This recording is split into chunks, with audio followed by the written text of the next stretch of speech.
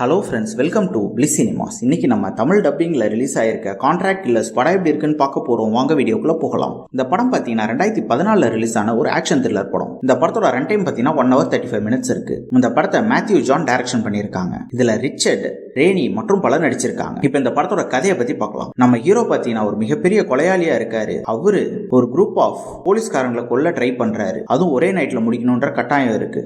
ஏன்னா அந்த போலீஸ்காரங்களா மிகப்பெரிய ட்ரக் டீலர் குரூப்பை அழிக்கிறதுக்கு ட்ரை பண்றாங்க.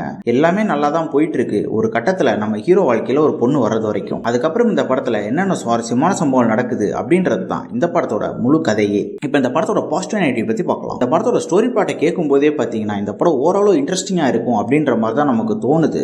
ஆனா அவங்க எடுத்துக்க வச்சிருக்க விதத்துல பாத்தீங்கன்னா சுத்தமா இன்ட்ரெஸ்டாவே இல்ல படம். இந்த படமே ஒரு ஆக்ஷன் படம். ஆனா எந்த ஆக்ஷன் சீக்வன்ஸுமே நம்ம எதிர்பார்க்கிற அளவு நல்லா இல்ல. எதுவுமே நம்மளை என்டர்டெயின் பண்ணல. அது மட்டும் இல்லாம இவங்க கேரக்டர் ரைட்டிங்கும் பெருசா யார் கேரக்டருமே எழுதல.